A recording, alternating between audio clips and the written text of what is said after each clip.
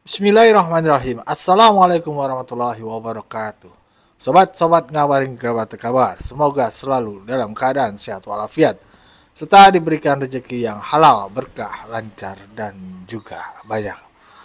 Masih tentang survei yang spektakuler dari Prabowo dan juga Gibran, yaitu 80,9% kalau nggak salah kepuasan publiknya.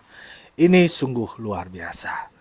Tapi bukannya bersyukur, para pembenci hater-hater Pak Jokowi malah makin menyerang Pak Jokowi. Aneh bukan? Harusnya bangga lah. Yang kita tahu kan mereka-mereka juga pada senang sama Prabowo ya. Ngapain mesti membenci Pak Jokowi atau nyerang Pak Jokowi atas dasar apapun ya. Padahal Pak Jokowi sudah tidak lagi menjabat. Nah, ini gue pengen bagiin sebuah tayangan video ya, yang menurut gue sangat-sangat mantul, berani.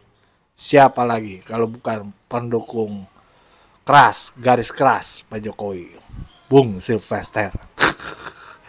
Mantap nih Bung Sylvester, berani dia. Bahkan sampai mengatakan buang aja tuh ke laut tuh yang hater-hater Pak Jokowi. Gitu nggak penting kayaknya. Ya walaupun mereka-mereka tuh intelektual, tapi intelektualnya malah membodohi lah. Narasinya membodohi banyak masyarakat. Ya, mari kita simak saja videonya. Let's go. Ya kan. Terus kalau menurut indikator, survei indikator itu 79,83%. Ya, Artinya tinggi lah ya, mencapai 80%. Tinggi sekali. Karena ini kalau kita melihat Pak Jokowi pun waktu awal memerintah 2015, Bang, itu ada survei juga yang dilakukan, saya lupa dari mana ya, tapi intinya hanya 65,1%. Ya, kembali lagi karena waktu itu tingkat kepuasan kepada pemerintah Pak Jokowi ini agak kurang tinggi sih, tapi tidak seperti yang sekarang di awal pemerintahan Pak Prabowo dan Mas Gibran, karena waktu itu Pak Jokowi melakukan tindakan yang tidak populis, yaitu menaikkan harga BBM. Iya, itu 2014 ke 2015. Iya, dan hal itu memang dilakukan karena untuk memberikan ruang fiskal yang lebih untuk APBN kita. Betul. Karena memang waktu dari pemerintahan sebelumnya ke Pak Jokowi, ruang fiskal kita ini sangat sempit gitu. Jadi memang mau nggak mau Presiden Jokowi waktu itu di awal memerintah beliau memberlakukan pencabutan subsidi sehingga harga BBM itu naik, Bang. Ya.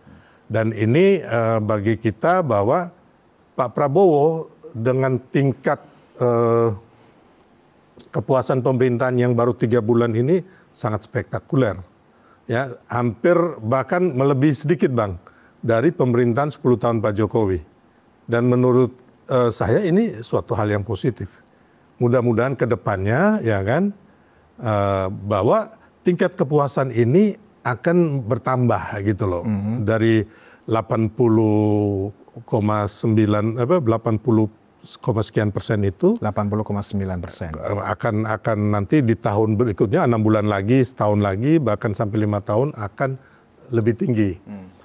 Tapi kembali lagi tingkat kepuasan terhadap Pak Prabowo dan Mas Gibran ini selain dari memang hasil kerja dan program Pak Prabowo dan Mas Gibran, juga kita harus ingat bahwa ada yang meletakkan dasar dari semuanya itu, yaitu keberlanjutan dari pemerintahan Pak Jokowi. Kalau menurut saya, ya mudah-mudahan ya bisa aja nanti kita lihat benar-benar dari hasil survei itu apakah memang ada dari keberlanjutan pemerintahan sebelumnya, ya kan. Program-program Pak Jokowi ini kan diteruskan, ya belum ada yang di-cut oleh Pak Prabowo, kecuali beberapa hal yang akan direvisi ataupun direview ulang mengenai PSN, ya. Tapi itu kan baru wacana. Nah, jadi banyak hal yang saya lihat bahwa Pak, selain dari keberlanjutan, termasuk program-program Pak Prabowo sendiri ini sangat bagus, Bang. Ya. Contoh makan bergizi gratis. Ya, ini saya lihat cukup menyumbang tingkat kepuasan terhadap pemerintahan Pak Prabowo dan Mas Gibran. Selain contohnya kemarin itu penghapusan utang UMKM, terus penurunan ongkos naik haji ya. Iya, iya. Nah, terus peningkatan gaji dari guru. Enggak, gini Bung Hakim. Silver. Maaf saya potong sedikit. Masalahnya kan begini. Apapun yang dilakukan Pak Prabowo, ya sebenarnya kan itu kan keberlanjutan dari Pak Jokowi. Tapi masalahnya hatersnya Pak Jokowi ini selalu menggunakan ya kesempatan ini untuk terus memojokkan Pak Jokowi. Oh iya, kan Ini berarti gimana ini? gini Bang. Bagaimana sikap Pak Jokowi sendiri? Hatersnya ini kan sedikit, hanya orang-orang di sosial media ya kan yang memang hatinya, pikirannya ini memang minus Bang. Memang nggak bersih gitu loh. Jadi kan kita, kalau saya melihat bahwa ini kan haters ini kan bukan parameter.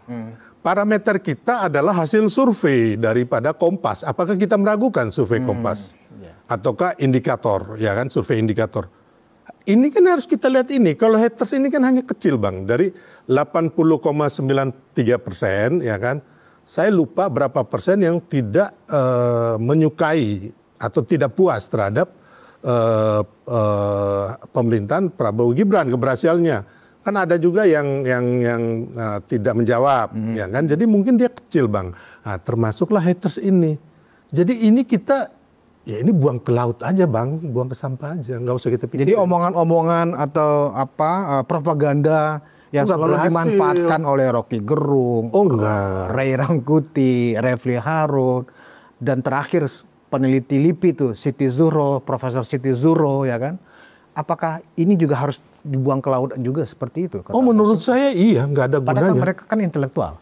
Ada intelektual yang benar-benar mengabdi sama keintelektualnya Bang. Ada juga orang-orang bayaran. Oh. Abang harus tahu itu. Ya. Ya, contohnya ya saudara Rocky Gerung ini, ya, kalau kita mau lihat, pernah nggak dia dalam tanda kutip, ya kan, menyerang Partai Demokrat atau cendana, pernah nggak? Nggak pernah. Itu aja. PDIP Yang lain, juga. PDIP sekarang dia nggak serang kan. Di sini kita lihat apakah orang ini benar-benar murni sebagai intelektual atau akademisi, atau hanya sekedar orang-orang yang nggak punya kerja tapi dibayar, ya kan, oleh siapa gitu loh. Itu aja Bang. Jadi orang bayaran intinya. Iya, kalau saya melihat itu intelektual yang dibayar, ya kan. Tapi ini kan hanya sebagian kecil Bang, nggak apa namanya mencerminkan semua intelektual kita, budayawan kita, akademisi kita. Masih lebih banyak yang benar-benar dia mau memberikan pencerahan, menceritakan, mewartakan kebenaran buat bangsa kita dan anak cucu kita. Jadi nggak ada ngaruhnya Bang, gitu loh.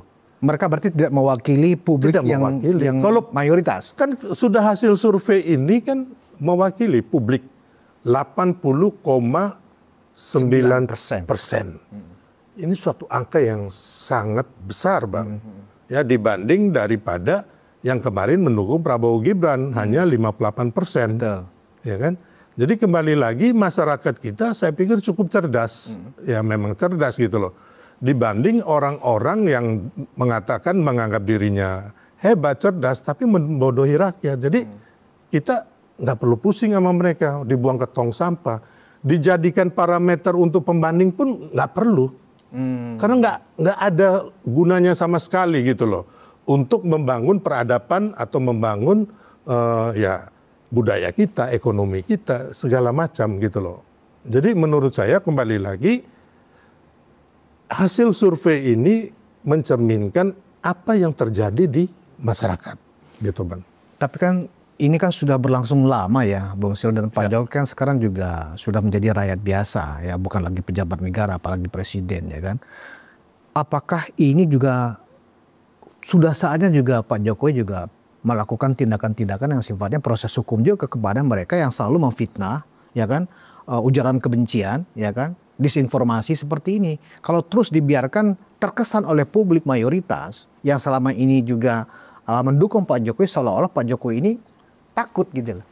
Oh bukan Bang, jadi gini, Pak Jokowi kenapa terpilih dari Solo, di Solo wali kota, gubernur DKI, sampai presiden 2 kali, terus kemarin mengendos Pak Prabowo, Mas Gibran menang? Karena dihina ini. Karena dihina-hina ini? Iya. Ini yang kadang-kadang, ya bukan kadang-kadang, mereka nggak ngerti gitu loh.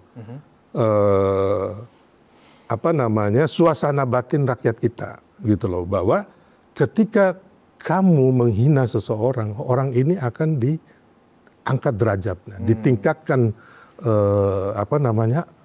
anugerah dan wibawanya, Bang. Nah, ini yang kembali lagi mereka tidak pernah belajar dari situ. Makanya saya bilang tadi, Pak Jokowi kalau mau kita lihat, beliau sugar bugar di sana, Bang. Ketemu kita, ketemu masyarakat juga happy gitu. Sedangkan orang-orang ini kita lihat mereka hidupnya ya kan susah terus, stres, ada yang jantungan, bahkan ada yang meninggal loh, Bang, ya kan? Karena dia tiap hari hatinya benci ke orang gitu loh, hatinya busuk ke orang, Bang. Nggak tersampaikan, nggak tersalurkan. Iya, dan mereka ya dari dulu kan gimana nggak sakit hati. Ya kan, menghantam Pak Jokowi sampai mau melengsarkan, terus mengkudeta lah secara halus, mengimpeachment, tidak pernah berhasil loh. Sampai terakhir mereka, Pak Jokowi nggak menjadi presiden lagi, mereka ingin agar Pak Jokowi masuk penjara. Tidak berhasil. Terus mengutak-atik ijazah Pak Jokowi. Ya kan? Nah sekarang kan kalau masa orang di waktu pencalonan wali kota nggak dilihat sih ijazahnya gitu loh, ya kan? Terus gubernur DKI. Betul. Apakah ini manusia KPU, terus Bawaslu, terus DKPP, terus semua MK, semua pengadilan ini buta hati ya? Orang-orang ini kan termasuk orang-orang partai ya kan? Bu Mega sendiri ya kan? Pak Prabowo waktu itu yang mencalonkan juga Pak Gubernur ya kan? Apakah mereka nggak melihat bahwa ini ijazahnya palsu gitu loh? Terus kemarin sudah dikuatkan oleh putusan pengadilan. Bahkan orang yang menggugat itu akhirnya dia yang masuk penjara. Tapi ini kok ya memang manusia bebal, Bang, ya kan, kalau boleh dikatakan mata hatinya juga udah buta gitu loh. Mereka nggak sadar-sadar bahwa ini kan proses Pak Jokowi dari wali kota, gubernur sampai presiden berapa kali ini kan 2 kali, semua kan harus dilihat ijazahnya, Bang. Terus putusan pengadilan kemarin, ya kan, kok orang ini masih sampai mati pun dia akan berpegang teguh gitu loh. Ini kan suatu kebodohan yang menurut saya sangat sangat bodoh gitu loh, Bang. Ya begitulah tadi apa kata Bung Sylvester. Mantap bener, mantap. Memang ada banyak para pembenci Pak Jokowi, bukan banyak sih ya. Ada beberapa tokoh pembenci Pak Jokowi yang meninggal ya. Tapi kita kan nggak tahu meninggal karena apa. Yang pasti namanya mati itu mati dan jodoh, jodoh dan mati atau mati dan jodoh itu emang udah dari sononya, udah dari Allah yang menentukan. Tapi di balik itu kita kagak tahu atas dasar apa. Tapi yang pasti ya mereka juga sebelumnya membenci Pak Jokowi ya, garis keras pembencinya. Ya, tapi itulah politik ya, mengerikan ya. Pada dasarnya sih sebenarnya kalau kita punya pemimpin yang hari ini bagus, itu kita harus bersyukur. Yang kemarin bagus juga bersyukur, apalagi ke depannya lebih bagus lagi. Kita itu kudu bersyukur. Ya banyak-banyak bersyukur. Ya pemimpin kita kan kagak semuanya. Maksudnya namanya manusia ya, pasti ada jeleknya, kekurangannya. Dan itu harus kita maklumi. Tapi maklum itu dengan kata yang jelas ya, sesuai dengan peraturan hukum yang berlaku di negara kita. Kalau faktanya hanya narasi saja ya cuma jadi hanya tuduhan-tuduhan saja. Bagaimana menurut sobat-sobat? Berikan pendapat di kolom komentar. Wassalamualaikum warahmatullahi wabarakatuh.